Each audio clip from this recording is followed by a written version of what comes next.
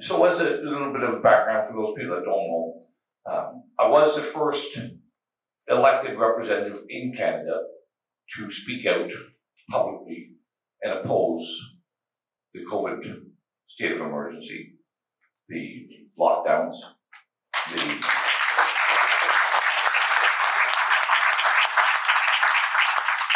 the mask mandates, and then the jabs, and all of it, the restrictions on mobility.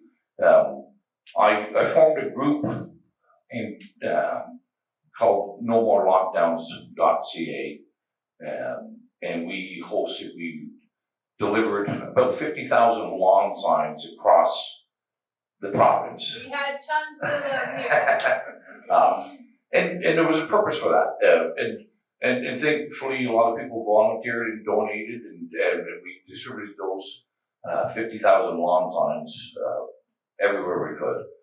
And but as a result of that, I got 25 charges from under the Provincial Offences Act for hosting no more lockdown rallies. 20 of them we've defeated, or they've been withdrawn, but there's still 5 left of those. And each one of those charges carries a maximum fine of $100,000. And of course, the Ottawa judge the Ottawa Crown wants me to give me a 3.5-year vacation at the Cobar Inn for being at the truckers' convoy as well.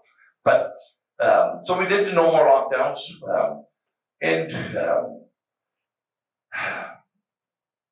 but I guess one of the things that I wanted to say there, although I was the first one to speak out against this, there were others in the Ontario legislature. There were others at the federal parliament, but who didn't speak out. And they shared similar views to I. Right? They had similar concerns. They didn't think the flu was the apocalypse that we were being told it was, because the evidence didn't support it. But unfortunately, for all of us, and for them, and their families, they remained silent. If those people, there was about a dozen of them in the Ontario legislature that had shared my views. But they didn't feel that they had the ability to be honest during COVID. And this is a key point. Freedom is protected with our highest laws, the Charter of Rights and Freedoms.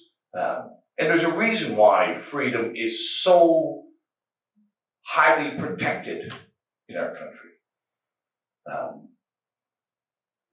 Freedom is not so that you can choose to go to McDonald's or choose to go to Cuba or Florida.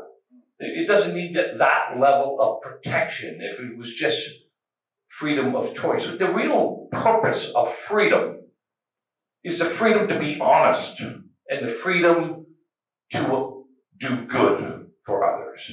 That's why freedom is so highly protected.